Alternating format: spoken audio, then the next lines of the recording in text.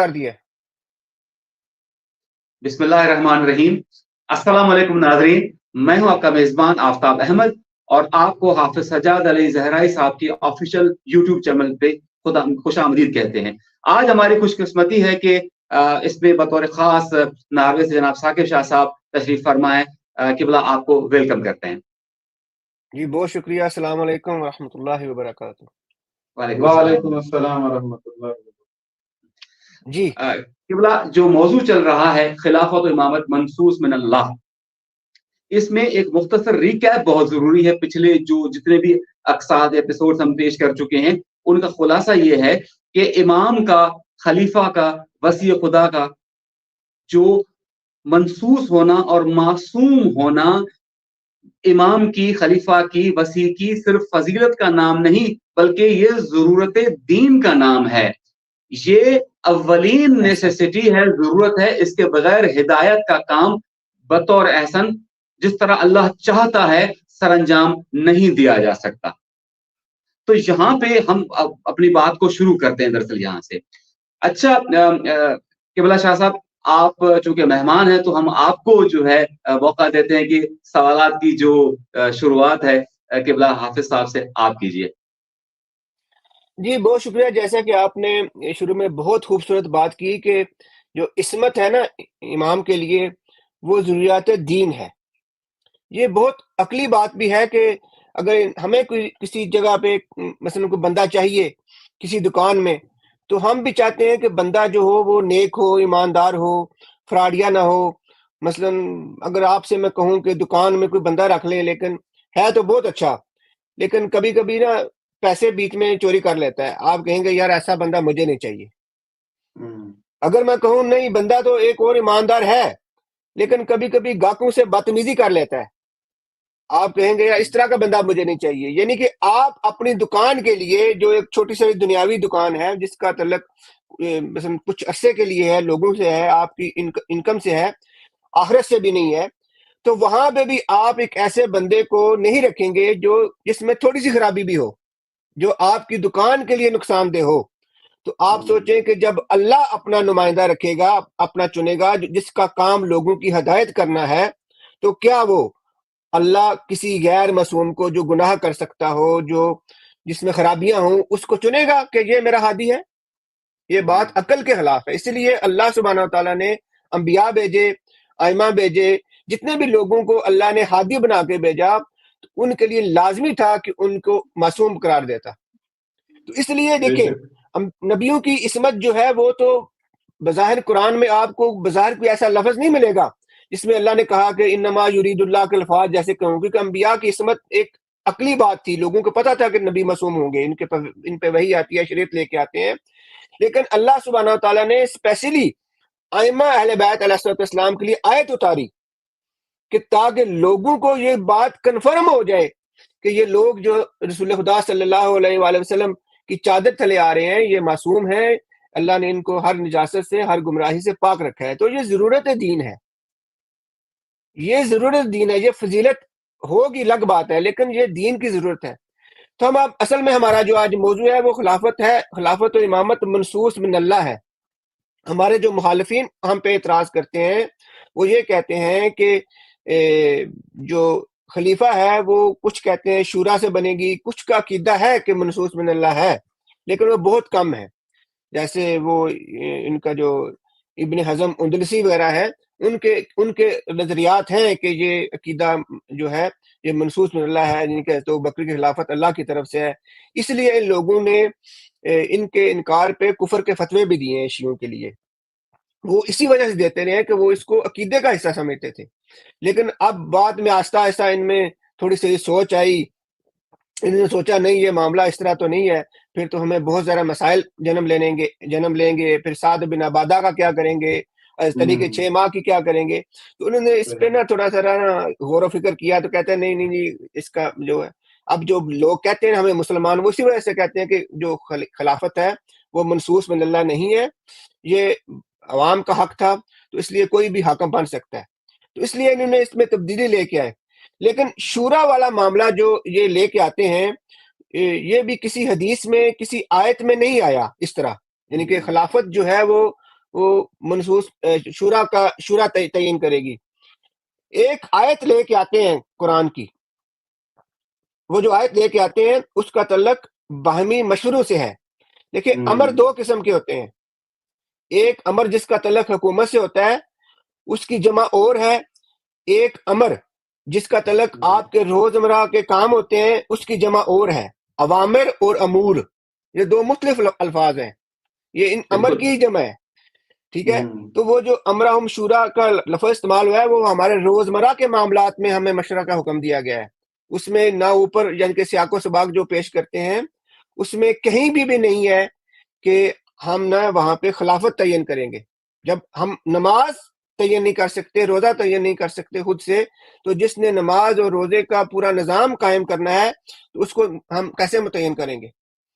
تو یہ بات بھی ان کی جو ہے شورا کی، یہ بھی ان کے خلاف جاتی ہے.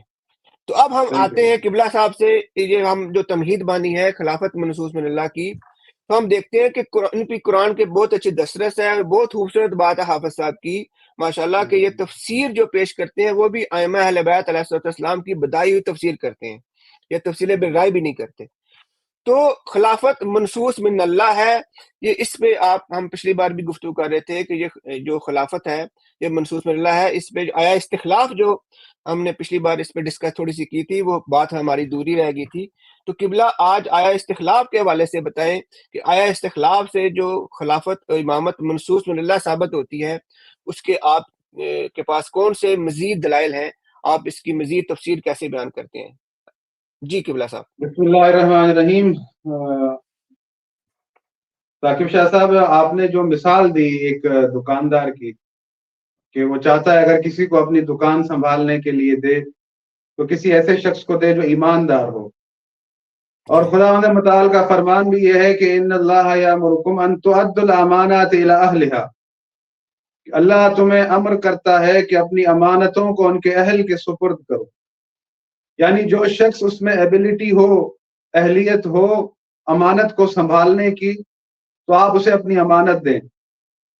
تو جو اللہ بندوں کو حکم کر رہا ہے کہ اپنی امانتیں اس کے اہل کو دو، تو وہ اللہ خود اپنے دین کی امانت کسی نااہل کو کیسے دے سکتا ہے؟ ایسا.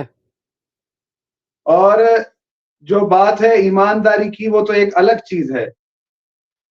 اس کے علاوہ اگر آپ کوئی بھی ادارہ بناتے ہیں، کوئی بھی انسٹیٹیوٹ بناتے ہیں، کوئی آرگنائزیشن بناتے ہیں، آپ ایک فیکٹری بنا رہے ہیں، کوئی کاروباری ادارہ بنا رہے ہیں، تو آپ اس شخص کو اس کے حوالے کریں گے چلانے کے لیے کہ جس میں ایڈمنسٹریٹو کوالٹی ہو. آپ اس کے لیے، اس کو چلانے کے لیے کسی عمر رسیدہ شخص کا انتخاب نہیں کریں گے، کسی بزرگ کا انتخاب نہیں کریں گے، بلکہ اس ادارے کو چلانے کے لیے آپ اس کا انتخاب کریں گے جس میں وہ اہلیت ہو ادارے کو چلانے کی. بالکل. صرف بزرگ نہ ہو، صرف بزرگ نہ ہو، یعنی اس میں اہلیت ہو اس کو چلانے کی. تو جب اللہ رب العالمین نے ہمیں عقل بھی دی ہے تو ہم ان تمام چیزوں کو سمجھ سکتے ہیں، کیونکہ اللہ رب العالمین کی اگر ڈائریکٹ بندوں کے ساتھ کوئی پہلی حجت ہے تو وہ ہے بندے اور اللہ کے درمیان عقل ہے، کہ خداوند متعال نے انسان کو عقل دی ہے، اور اس عقل کو اگر جو استعمال نہیں کرتا تو اس کے لیے جو اشرف المخلوقات اللہ رب العالمین کی جو مخلوق ہے وہ انسان ہے. لیکن یہی انسان جب عقل کو استعمال نہیں کرتا تو پھر اللہ کہتا ہے ان شر الدواب عند اللہ صم البکم الذین لا یعقلون، کہ زمین پر اگر کوئی بدترین مخلوق ہے وہ ہے جو عقل کو استعمال نہیں کرتی. یعنی انسان اگر عقل کو استعمال نہ کرے تو وہ جانوروں سے بھی بدتر ہو جاتا ہے. تو اللہ رب العالمین نے یہ نظام بنایا ہے ہدایت کا، کہ لوگوں کی ہدایت کے لیے اس نے ایک سلسلہ بنایا ہے انبیاء کا، اور اللہ رب العالمین نے اپنا نائب بنایا ہے زمین پر خلافت کا. جیسا کہ ہم نے پچھلے پروگرام میں بات کی تھی کہ اللہ رب العالمین نے نبوت کے سلسلے کو تمام کیا تو اس کے لیے آیت اتاری کہ وخاتم النبیین. اب یہ سلسلہ نبوت کا تمام ہو چکا، لیکن خود اللہ رب العالمین ایک نیا باب انسانوں کے لیے، مسلمانوں کے لیے، مومنین کے لیے کھول رہا ہے، وہ ہے باب ولایت. کہ اللہ رب العالمین نے ولی خود کو کہا، پھر رسول کو ولی کہا، پھر اس کا جو تیسری ولایت ہے اس کا اعلان کیا، وہ اوصاف بتائے کہ وہ امیر المومنین کے لیے تمام مفسرین نے لکھا ہے کہ وہ آیت اتری ہے۔ اب میں آپ کے سوال کی طرف آؤں کہ اللہ رب العالمین نے جس طرح سے گزشتہ خلفاء بنائے تھے اسی سنت کے مطابق رسول خدا کے بعد رسول خدا کے خلفاء کو بنایا، اور ان خلفاء کو فقط یہ نہیں کہ وہ رسول خدا کے مقربین ہیں، ان کے اہل بیت ہیں اس لیے، بلکہ خلفاء وہ اس لیے بنے ہیں کہ ان کے اندر تمام تر کوالٹیز ہیں۔ اگر عالم کی بات ہوگی تو اللہ کا یہ خلیفہ سب سے بڑھ کر عالم ہے۔ اب ہمیں سوچنا چاہیے کہ جو خلیفہ تو رسول بنے گا یا بننا چاہیے وہ سب سے بڑھ کر عالم ہو، وہ سب سے بڑھ کر شجاع ہو، وہ سب سے بڑھ کر احکم ہو، قبلہ یہاں پہ حکمت ایک و سوال دانائی ہو۔ قبلہ یہاں پہ ایک سوال، معذرت آپ کو انٹرپٹ کر رہا ہوں، یہاں پہ ایک سوال ناظرین جی کے جی بھی ایڈ کروں گا، آپ اس کی وضاحت کریں گے کہ اگر پوری کائنات، پوری دنیا کے لوگ ایک شخصیت کو ڈیسائیڈ کریں کہ یہ ہمارا رہنما ہو، یہ جی ہمیں لیڈ کرے، جی اس کے مقابل میں اللہ سبحانہ وتعالیٰ ایک بندے کو نامینیٹ کرے، ان جی، دونوں میں سے کون سی نامینیشن جو ہے وہ زیادہ بہتر ہوگی؟ بے شک کوئی شک نہیں ہے، لا شک کا فی ہے کہ وہ نومینیشن اللہ کی بہترین ہوگی۔ جب ہمیں اتنی عقل ہے کہ جی ہم یہ سوچ سکتے ہیں کہ اللہ کی نامینیشن بہتر ہو سکتی ہے، تو اللہ کو نہیں جی، پتا تھا کہ میری نامینیشن ہی بہتر ہے، تو وہ بہتر بے کام شک ایسا ہی ہے۔ کیوں نہ کرے گا؟ یعنی کہ رسول خدا صلی اللہ علیہ وآلہ وسلم کے بعد وہ بہتر کام کیوں نہیں کرے گا؟ یعنی کہ ویسے بھی بہتر کے ہوتے ہیں کم تر کی اطاعت نہیں ہو سکتی، تو عقلی جی بات بھی ہے کہ رسول خدا صلی اللہ علیہ وآلہ وسلم کے بعد جو نمائندہ ہونا چاہیے تھا وہ اللہ کی طرف سے منتخب ہونا چاہیے تھا، وہ سب سے بہتر ہے۔ یہ تو جی آئیڈیل بات ہے نا، تو اللہ دین میں ہمیشہ آئیڈیل بات لے کے آتا ہے، جو قانون بناتا بے ہے وہ شک آئیڈیل ہوتا ہے، اس سے بے بہتر شک، قانون نہیں ہو سکتا۔ جی قبلہ۔ جی بالکل آپ نے درست فرمایا۔ اب دیکھیں نا، اللہ رب العالمین نے ایک نظام دیا ہے، اور نظام دینے کے بعد بندوں پر حجت تمام کر دی، اور اللہ رب العالمین نے کوئی جبر نہیں کیا، اللہ نے اپنی سبیل دکھا دی۔ اِنَّا هَدَيْنَاهُ السَّبِيلَ إِمَّا شَاكِرًا وَإِمَّا كَفُورًا، یہ میری سبیل ہے ہدایت کی، اب اسے اختیار کر کے تم اللہ کے شاکر بندے بن جاؤ یا اس کا انکار کر کے کافر بندے بن جاؤ۔ اللہ رب جی العالمین نے مزید برآں فرمایا کہ قد جاءکم بصائر من ربکم فمن ابصر فلنفسی ومن عمی فعلیہا وما انا علیکم بحفیظ، کہ تمہاری طرف اللہ رب العالمین کی طرف سے واضح نشانی آ چکی ہے۔ قد جاءکم بصائر من ربکم، اب یہ بصائر کے اندر اور بھی بہت سی معنی ہے، وقت کم ہے تو میں یعنی یہ کہتا ہوں کہ ہر وہ چیز جو مشخص کر دی جائے، یعنی دکھا دی جائے بالکل واضح روز روشن کی طرف، تو اللہ کہہ رہا ہے کہ یہ تمہاری طرف سے واضح میری نشانی آ چکی۔ فمن ابصر فلنفسی، جس نے کھلی آنکھوں کے ساتھ اسے تسلیم کیا اس نے اپنا بھلا کیا۔ ومن عمی فعلیہا وما انا علیکم بحفیظ، اور جو جان بوجھ کر اندھا بنا رہا تو اے محمد تم ان پر نگہبان نہیں ہو کہ تم اپنی لاٹھی لے کر کھڑے رہو گے کہ ان کو ہدایت پہ رستے پر چلاؤ، تم نے ہدایت کی رستہ دکھا دیا۔ اب جو اللہ رب العالمین اس آیت کے اندر کہہ رہا ہے کہ جس نے اسے قبول کیا کھلی آنکھوں کے ساتھ، اس نے اپنے نفس کا بھلا کیا، اپنا بھلا کیا، اس میں اس کا فائدہ ہے۔ ومن عمی فعلیہا، جو جان بوجھ کر اندھا بنا رہا تو اس نے اپنا نقصان کیا۔ تو کچھ لوگ جو ہے وہ بائی چوائس اندھے ہوتے ہیں، اندھے ہیں نہیں لیکن انہوں نے بائی چوائس خود کو اندھا بنا رکھا ہے، سب کچھ واضح دلیلیں دیکھنے کے باوجود بھی اندھے بنے رہتے ہیں، اور اپنے عقلی قیاس پر اور اپنی سوچ پر جو ہے وہ دین کو بیان کرتے ہیں، حالانکہ اللہ رب العالمین کا دین ان تمام باتوں سے بزرگ ہے، بڑا ہے۔ اور اگر میں کوئی بات کہوں، میں کوئی عقیدہ کروں، بیان کروں، تو خود میری ذاتی رائے کوئی حیثیت نہیں رکھتی۔ اللہ رب العالمین کا واضح فرمان ہے کہ ان الدین عند اللہ الاسلام، اللہ کے بعد دین اسلام ہے، ومن یبتغی غیر الاسلام دینا فلن یقبل منہ، اگر کوئی غیر اسلام کے بعد بات کرے گا تو یہ قبول نہیں کیا جائے گا۔ اب یہ جو لوگ یہ بات کہتے ہیں کہ خلافت منصوص من اللہ نہیں ہے، یہ بندوں کا کام ہے یا شورا کا کام ہے یا خلیفہ خود کسی کو خلیفہ بنا کے جائے، ان سے یہ سمجھ لیں کہ وہ مؤدبانہ سا سوال ہے کہ اگر آپ اسی بات پر سوچ یعنی تدبر کر لیں، اسی بات پر اگر سوچ رکھیں کہ امام مہدی جس کے آپ انتظار میں ہیں یا جس کا آپ نے عقیدہ بنا رکھا ہے، تو وہ نہ تو شورا سے آئیں گے، نہ وہ اجماع سے آئیں گے، نہ کسی اور طریقے سے آئیں گے، بلکہ وہ اللہ رب العالمین کی طرف سے ظہور فرمائیں گے، اور وہ اللہ رب العالمین کا امر ہیں، اور اللہ اپنے امر پر غالب ہے، واللہ غالب علی امرہ ولکن اکثر الناس لا یعلمون، اللہ اپنے امر پر غالب ہے لیکن اکثر انسان اس بات کو نہیں جانتے۔ آیا استخلاف اللہ کا وعدہ ہے کہ اللہ تمہیں زمین پر خلیفہ بنائے گا، یعنی کل ارض کی بات ہو رہی ہے، تمام کی تمام زمین، اس زمین پر بسنے والے تمام لوگوں کے لیے ایک خلیفہ، یعنی اگر وہ دین اسلام میں داخل ہو نہ ہو لیکن اللہ کی طرف سے وہ خلیفہ ہے، جس طرح سے اللہ نے رسول خدا کو تمام انسانوں کے لیے بشارت دینے والا بنا کر بھیجا ہے، وما ارسلناک الا کافۃ للناس، وہ خلیفۃ اللہ تمام زمین کے لوگوں کے لیے خلیفۃ اللہ ہے۔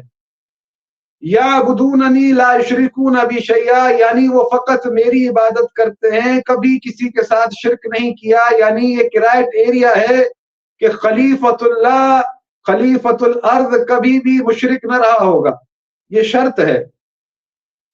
اس آیت کی تفسیر میں اگر آپ پڑھیں گے تفسیر برہان میں آپ کو ملے گا کہ ایک یہودی نے سوال کیا رسول خدا صلی اللہ علیہ وآلہ وسلم سے، روایت طویل ہے، اس کا خلاصہ میں آپ کو بتاتا ہوں کہ اس نے کہا کہ میں نے پڑھا تھا توریت کے اندر کہ جو آخری نبی آئے گا اس کے اوصیاء ہوں گے، تو رسول خدا صلی اللہ علیہ وآلہ وسلم نے فرمایا ہاں میرے اوصیاء ہیں۔ تو اس نے سوال کیا کتنے ہیں؟ تو رسول خدا نے کہا کہ وہ 12 ہیں، پہلا ان میں سے علی ہے، یہ روایت آپ کو اسی آیت کی تفسیر میں ملے گی، پہلا اس میں علی ہے، دوسرا اس میں حسن ہے، تیسرا اس میں حسین ہے، اور جو توریت میں نام تھے وہ اس نے بتائے کہ میں نے جو نام پڑھے ہیں وہ شبر اور شبیر ہے۔ تو رسول خدا نے اس کی تصدیق کی، کہا کہ وہ کیونکہ ایمان لایا، رسول خدا نے فرمایا کہ تو میرے 3 وصیوں کا زمانہ پائے گا، علی کا، حسن کا، حسین کا۔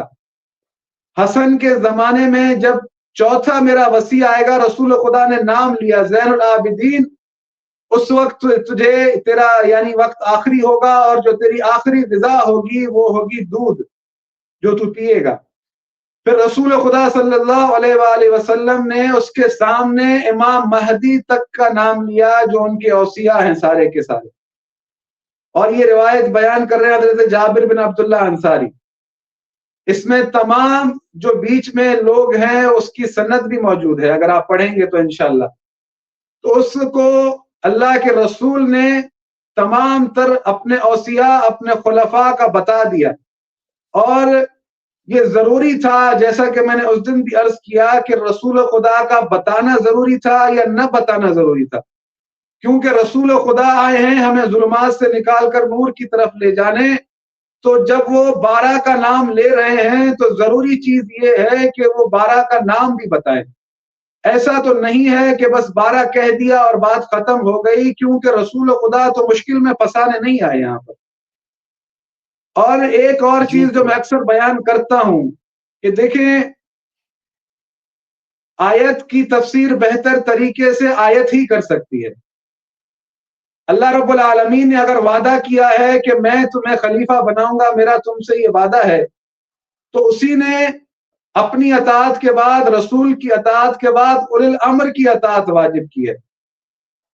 تو ہم اب اللہ کے لیے کیا گمان کریں گے؟ جس طرح سے مسلمانوں نے عقیدہ بنا رکھا ہے، آپ نے پڑھا ہوگا، بخاری میں روایت موجود ہے، عبداللہ ابن عمرو عاص سے پوچھا گیا کہ یہ جو ہمیں حکم دیا جاتا ہے لوگوں کا ناحق مال کھانے کا عمرہ کی طرف سے، تو اس نے کہا اگر وہ تمہیں حق بات بتائیں تو ان کی پیروی کرنا، اگر تمہیں بری بات بتائیں تو ان کی پیروی نہ کرنا۔ تو یہ مسلمانوں کے اندر عقیدہ رائج ہے کہ اولو الامر جو اگر آپ کو حق بات بتائے تو اس کی پیروی کرو، اگر کوئی غلط بات بتائے تو اس کی پیروی نہ کرو۔ اب یہاں پر سوال یہ اٹھتا ہے کہ کیا ہم یہ گمان کر سکتے ہیں کہ اللہ نے جس کی اطاعت ہم پر واجب کی ہے وہ ہمیں بھلا کام بھی بتا سکتا ہے اور برا کام بھی بتا سکتا ہے؟ یہ تو ممکن نہیں ہے کہ ہم اللہ کے لیے گمان کریں، کیونکہ اس نے اطاعت واجب کی ہے تو وہ ہم سے سوال ضرور کرے گا محشر کے دن کہ میں نے تم پر اطاعت واجب کی تھی اولو الامر کی۔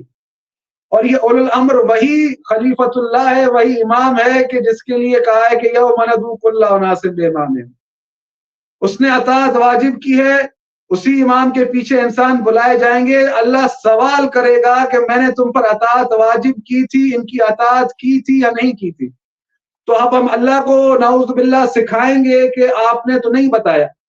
یہاں پہ قطع کلامی کی معافی چاہتا ہوں، ایک سوال ذہن میں میرے آ گیا تھا کہ یہ وہی امام ہے جس کے بارے میں ہے کہ اگر اس کی معرفت نہیں ہوئی تو جاہلیت کی موت مرے گا بندہ؟ وہی، بالکل وہی، کیونکہ یہ جن کا وعدہ ہے یہ ان سے جدا ہو ہی نہیں سکتے کہ اب رسول جس کے لیے کہہ رہے ہیں کہ من لم یعرف امام الزمان ہی مات میتۃ جاہلیہ، یہ وہی بارہ کے لیے کہہ رہے ہیں کہ ہر زمانے کے شخص کو ضروری ہے کہ اپنے وقت کے امام کی معرفت کو حاصل کرے جو اللہ رب العالمین نے اس کے لیے حجت قرار دیا ہے۔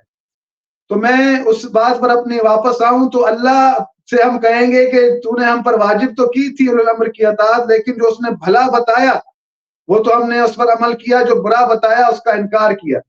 تو اللہ ہمیں اس کنڈیشن میں چھوڑ نہیں سکتا، کہ یہ بات عقل تسلیم نہیں کرتی کہ اللہ ہمیں کسی ایسے کے پیچھے لگا دے جو بھلا بھی بتائے برا بھی بتائے۔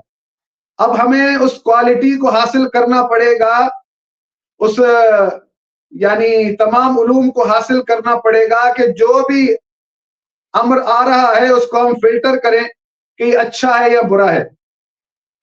تو یہ پھر ہماری ذمہ داریاں مزید بڑھ جائیں گی، سارا کا سارا ذمہ آ جائے گا ہمارے اوپر۔ پھر ہم فلٹر کریں گے کہ جو بھی ہمیں حکم دیا جا رہا ہے کہ یہ اچھا ہے یا برا ہے، تو اللہ نے ہمارے لیے ایسا کوئی نظام نہیں بنایا، اللہ نے اپنے خلفاء کی ہم پر اطاعت مطلق واجب کی ہے۔ دوسری بات اس میں یہ ہوگی کہ ہمارا جو فلٹر ہوگا نا وہ بائسڈ ہوگا، ہم کتنا ہی جو ہے غیر جانبدار رہیں، ہدایت کی طرف مائل اپنے آپ کو کہیں، لیکن جناب ہم انسان ہیں، ہم سبجیکٹو ہوں گے، تو ہمارا فلٹر کبھی بھی صحیح نہیں ہو سکتا۔ بے شک صحیح فرمایا جی۔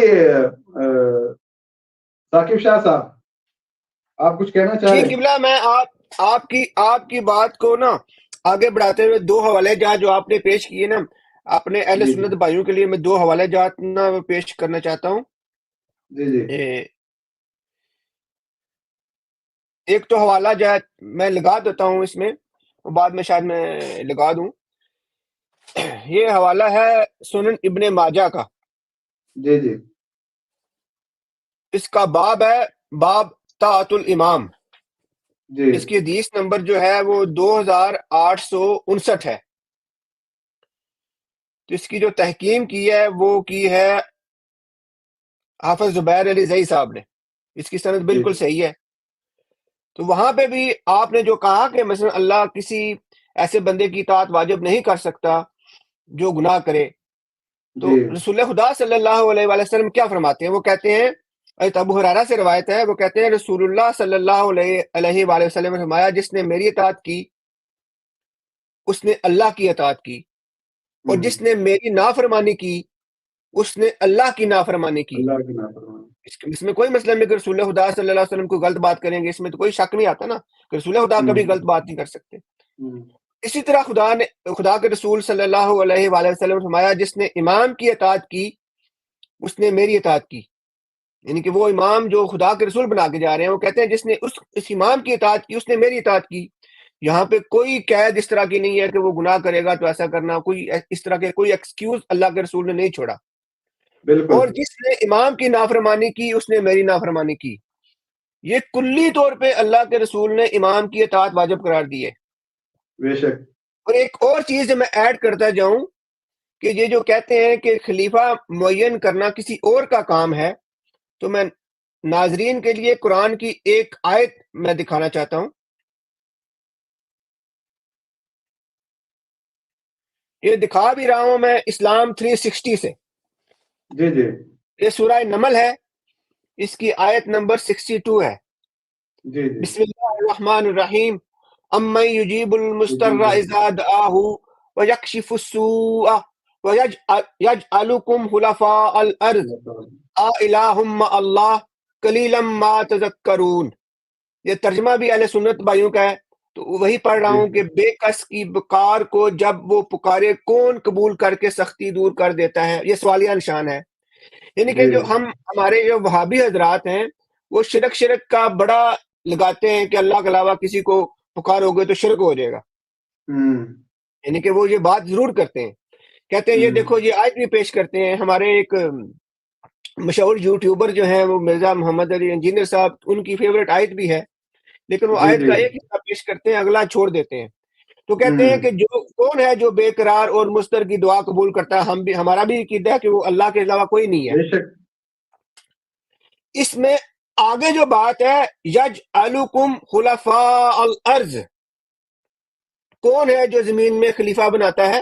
یہ دیکھیں انہوں نے ترجمہ بھی لکھا ہے کہ اور تمہیں زمین کا خلیفہ بناتا ہے. یعنی کہ یہاں پہ وہاں پہ لکھا کون، وہاں پہ لکھا اوپر، یہاں پہ نہیں لکھا انہوں نے، ٹھیک ہے نا. تو وہ کون ہے؟ یعنی کہ جو زمین میں خلیفہ بناتا ہے، یعنی کہ وہی بات جو پیچھے ہوگی یہی وہی بات آگے ہوگی نا. تو الہ مع اللہ، کیا تمہارا کوئی اور الہ ہے؟ اس کا مطلب ہے کہ اگر خلیفہ بنانا کسی اور کے کام ہے تو وہ تمہارا الہ بن جائے گا. یہ بھی شرک ہے. شرک یہ نہیں ہے کہ صرف دعا اگر غیر خدا سے مانگی جائے تو شرک ہوگا. شرک یہ بھی ہے کہ اگر آپ اللہ کے علاوہ اللہ کے بنائے کے علاوہ کسی اور کو خلیفہ بنا دیں گے تو یہ بھی شرک ہے. اللہ کہہ رہا ہے کہ بہت کم لوگ ہیں جو نصیحت حاصل کرتے ہیں. تو یہ آپ کی باتوں کو میں نے صرف نا وہ مزید ایکسپلین کیا ہے.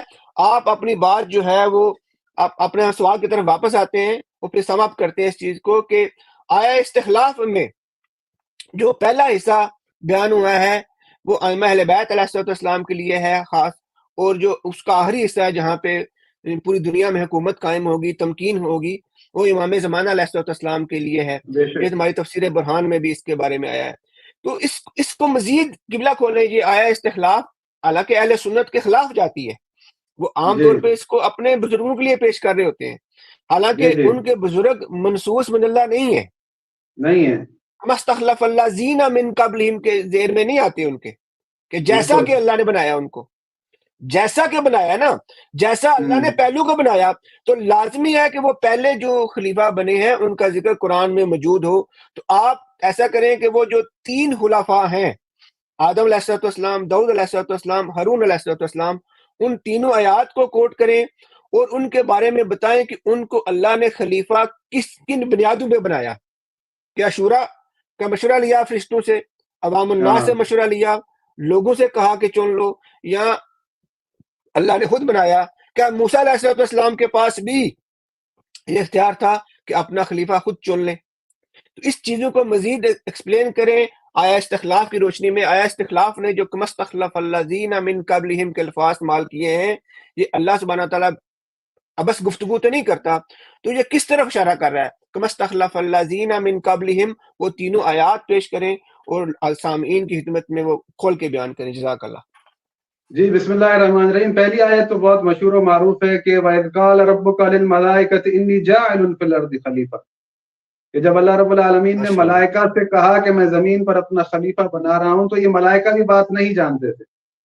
تو پھر انہوں نے اعراض کیا تو اللہ رب العالمین نے علت بتائی کہ انہوں نے جب یہ اعتراض کیا تھا کہ یہ زمین پر فساد کرے گا، تو اللہ رب العالمین نے کہا کہ جیسا علم اس کے پاس ہے ویسا علم تمہارے پاس ہے. یعنی اللہ رب العالمین کا یہ قانون ہے، یعنی خلقت حضرت آدم کے وقت خلیفہ کون ہوگا یہ ہمیں کرائٹیریا اسی وقت مل گیا، یعنی خلیفہ خدا وہ ہوگا جو اللہ کی طرف سے علم لے کر آئے گا، پہلی چیز۔ دوسری جو آیت ہے، یا داؤد انا جعلناک خلیفۃ فی الارض، اے داؤد ہم نے آپ کو بنایا ہے خلیفہ زمین کے اندر، اور اس میں بھی اللہ رب العالمین نے کسی سے کوئی مشورہ نہیں کیا بلکہ خود اپنی مرضی سے حضرت داؤد کو خلیفہ بنایا۔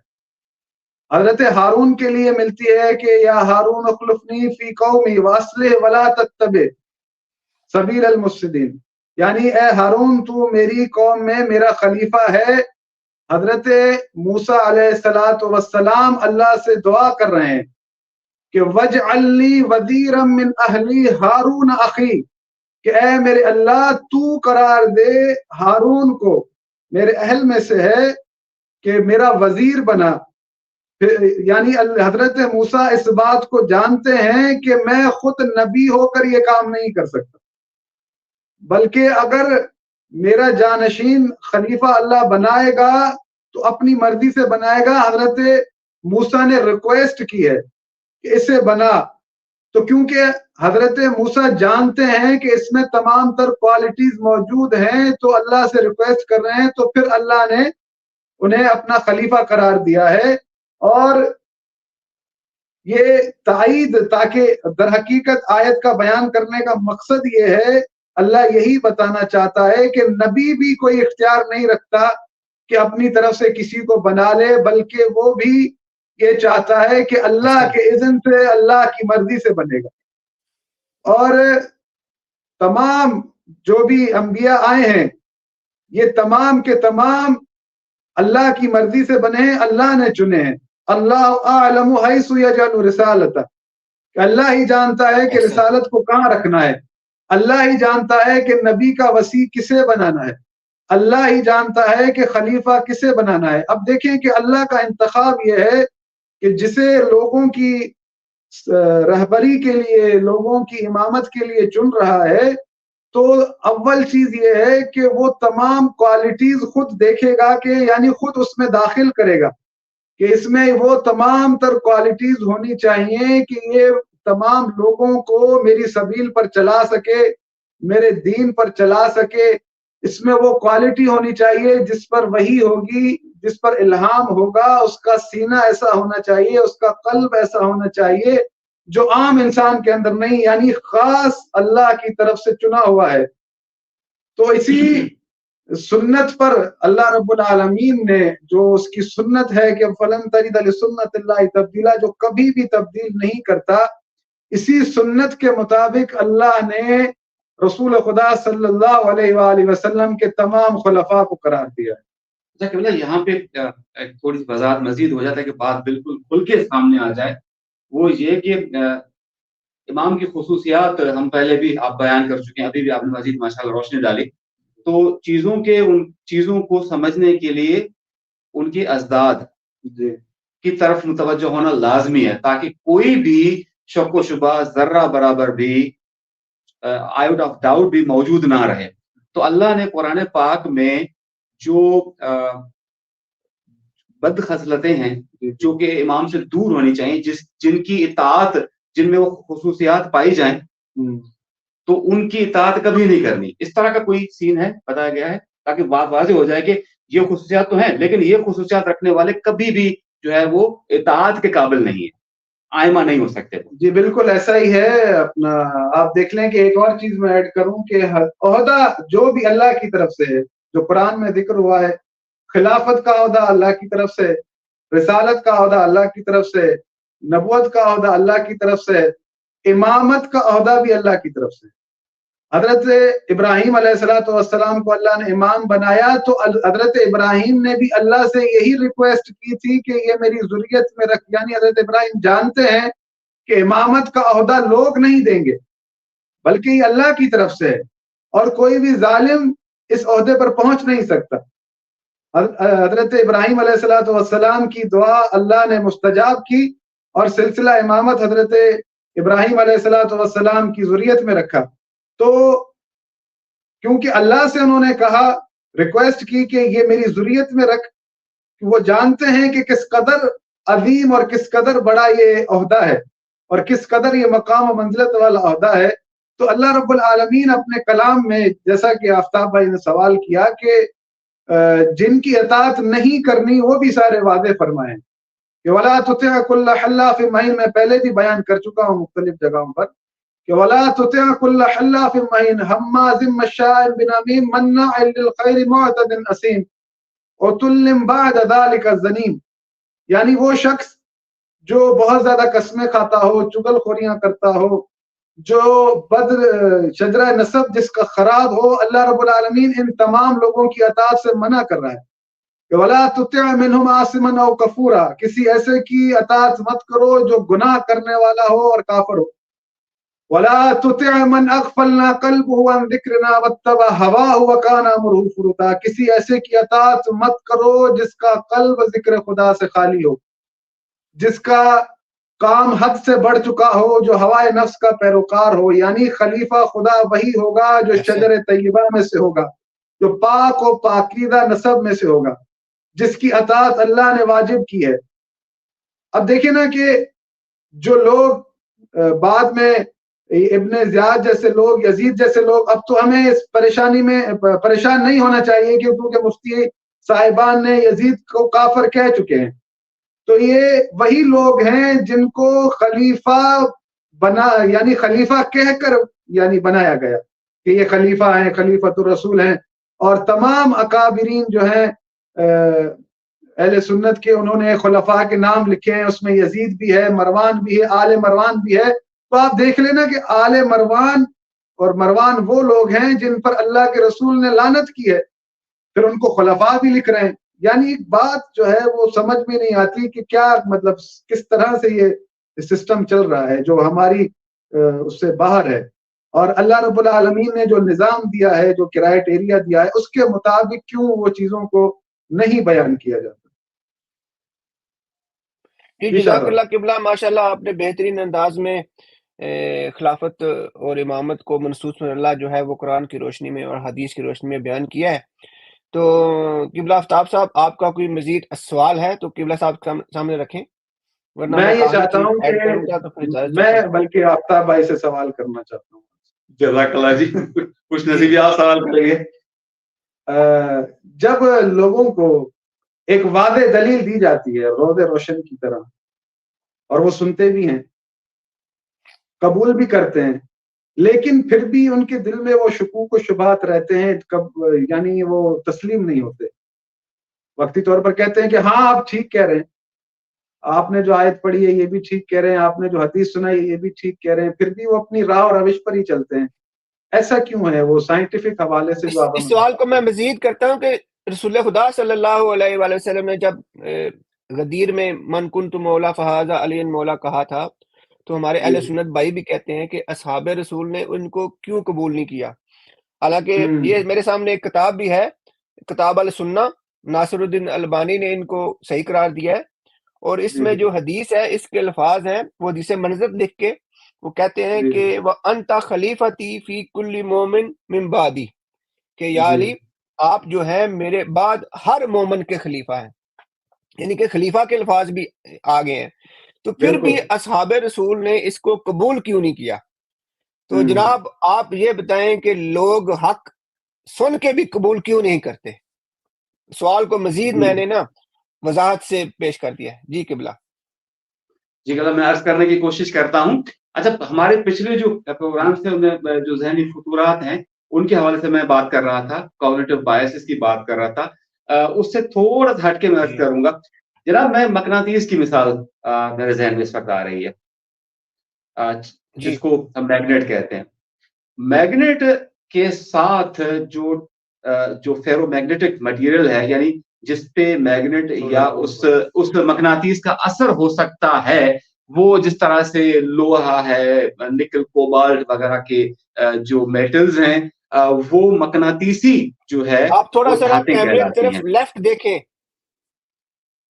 اس طرف. ہاں جی، اپنے لیفٹ. ہاں جی، اب ٹھیک ہے.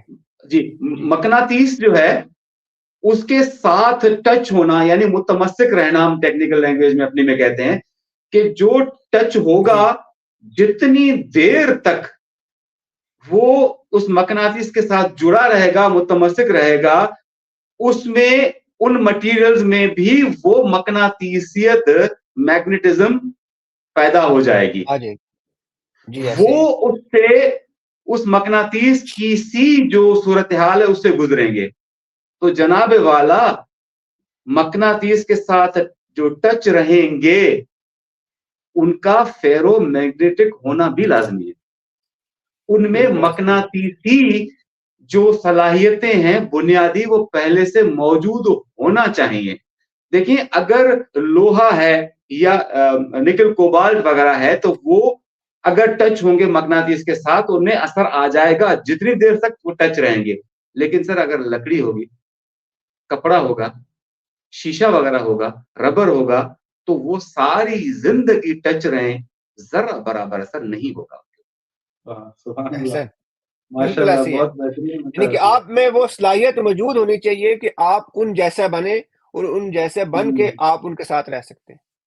یعنی کہ آپ کا قلب بھی پاک ہو تب آپ پاکوں کی بات سمجھ سکتے ہیں. پاک و پاکیزہ کو ایکسیپٹ کرتے ہیں، ادروائز جو ہے بصورت دیگر جو ہے وہ کوئی اثر نہیں ہوتا. سر دوسرا جو شروع میں بات ہوئی تھی، میں نے اس وقت گستاخی قطع کلامی کی نہیں کی، اس کو اگر اجازت ہو تو میں ایکسپلین کر دوں. آپ نے جو دکان جی کی بسم اللہ. مثال دی تھی بہت زبردست مثال تھی. اس میں ایک جی جو خصوصیت بھی اگر ہمارے معیارات کے مطابق نہیں ہے تو وہ شخص، وہ فرد جو ہے ہمارے لیے قابل قبول نہیں ہے. جناب والا جو لوگ سامنے آئے ان کی ایک کوالٹی کو دیکھ کر یہ اندازہ لگا لیا گیا کہ ان کی جو باقی خصوصیات ہیں وہ بھی اعلیٰ و ارفع ہوں گی. اس کا جو ذہنی فطور ہے اس کا نام ہے کاگنیٹو بائس کا halo effect. HALO effect, halo effect. Halo effect کا مطلب یہ ہے کہ اگر ہم کسی شخص میں، کسی فرد میں کوئی ایک خصوصیت دیکھتے ہیں تو اس سے پھر ہم آٹومیٹیکلی خود بخود ازیوم کر لیتے ہیں، فرض کر لیتے ہیں کہ اس شخص میں کی جو بقیہ خصوصیات ہیں وہ بھی بہترین ہوں گی. مثال کے طور پر اگر آپ جی عام یہ طور پہ اگر میں یہاں پہ میں ایک چیز ایڈ کروں، اگر میں معذرت ایک چیز یہاں پہ ایڈ کروں، آپ بات جاری رکھیے گا کہ میرے خیال میں اسی کو کہتے ہیں شخصیت پرستی. یعنی کسی میں ایک خوبی دیکھ لی، اس کے فین ہو گئے. اور میرا خیال ہے کہ ہم مسلمانوں میں سب سے زیادہ جس چیز نے ہمیں نقصان پہنچایا وہ شخصیت پرستی کا مرض ہے، اور یہ بت پرستی سے زیادہ خطرناک ہے. جی قبلہ آپ اپنی بات جاری رکھیں. جی بہت خوبصورت بات آپ نے عطا فرمائی. اچھا میں اس کو جاری رکھوں گا. تو ایک خصوصیت کو دیکھ کے لوگ بقیہ خصوصیات کو ازیوم کر لیتے ہیں. میں مثال دے رہا تھا ڈراموں اور فلموں کی. آپ نے دیکھا ہوگا کہ ہیرو ہیروئن جو ہے بہت خوبصورت ہوتے ہیں تو سمجھ یہ لیا جاتا ہے کہ وہ باقی زندگی کے ہر پہلو میں، ہر ڈائمینشن میں بہترین ہوں گے، جبکہ جیسی جو ولن ہوتا ہے وہ بیچارہ معمولی شکل و صورت کا ہوتا ہے تو اس سے یہ ازیوم کر لیا جائے گا کہ اس کے باقی افعال بھی کبھی ہوں گے. تو ان کا آپس میں کوئی گڈمڈ، کوئی تسلسل، کوئی لنک، کوئی جو ہے تعلق ہے نہیں دراصل.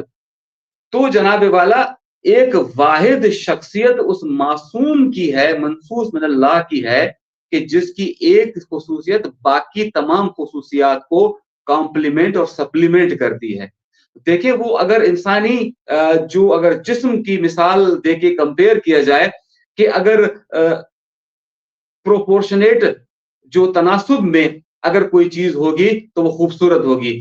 مطلب کسی کی ناک بہت زیادہ خوبصورت ہے اور باقی اعضاء جو ہے اس سے میل کھاتے ہوئے نہیں ہے تو وہ ڈسپروپورشنیٹ، غیر متناسب چیز ہوگی. تو جو دین کا چہرہ ہے وہ بالکل متناسب ہے، خوبصورت ہے اللہ کی طرف سے، کیونکہ ان اللہ جمیل، اللہ خود خوبصورت ہے. اس لیے وہ کسی غیر خوبصورت کبھی چیز کی طرف ہمیں متوجہ کر ہی نہیں سکتا. لہذا جو بالکل ایسے. افراد ہیلو ایفیکٹ کا شکار ہوئے، چلے ہم ان کو بینیفٹ آف ڈاؤٹ دے رہے ہیں، ٹھیک ہے، شک کا فائدہ ان کو دے رہے ہیں کہ چلے ان کی یہ خصوصیت کو انہوں نے دیکھا اور شخصیت پرستی کا شکار ہو گئے. لیکن جناب اسلام کہتا ہے کہ ہم نے آپ کو عقل سلیم عطا کی ہے، استعمال کیجئے اس کا.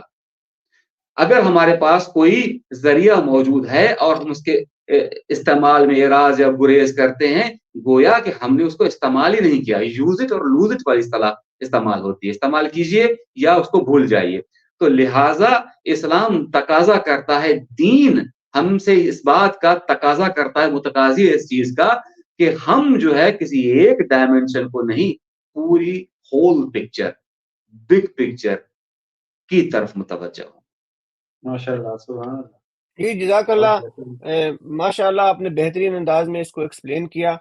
تو قبلہ ہوسٹ تو آپ ہیں، لیکن میں آپ سے ایک التماس کروں گا کہ آپ آخری کلمات آپ ہی انجام دیں.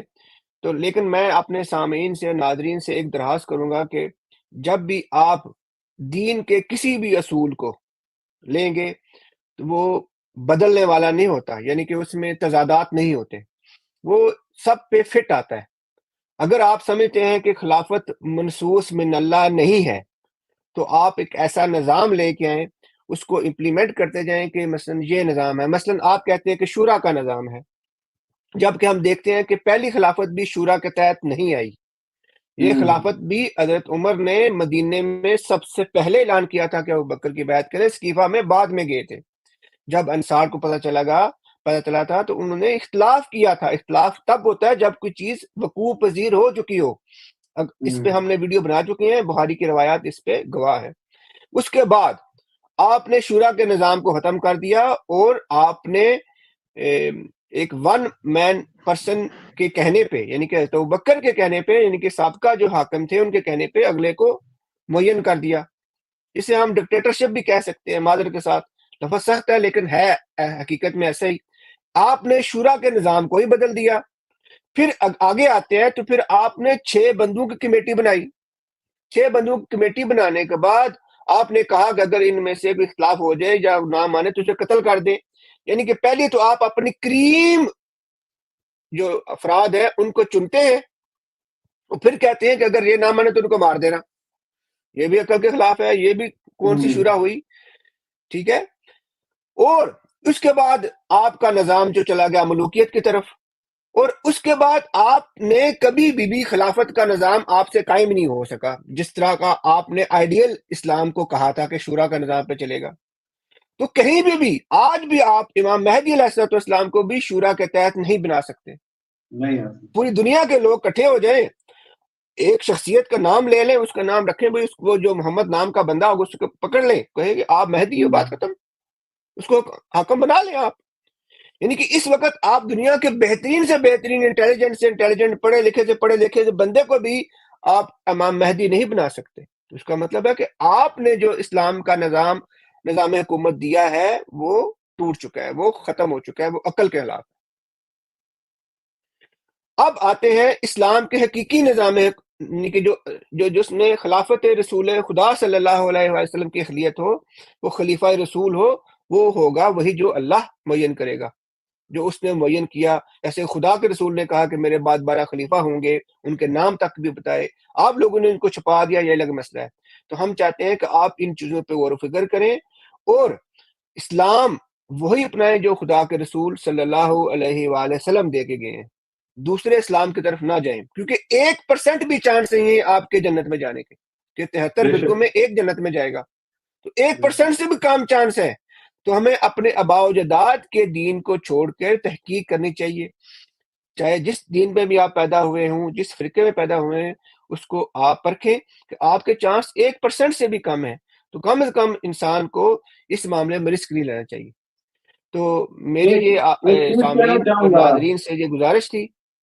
جی ایک چیز کہنا چاہوں گا جو آپ نے کہی کہ 73 فرقوں کا ذکر کیا، ایک فرقہ حق کا فرقہ ہے، فرقہ ناجیہ ہے جو جنت میں جائے گا.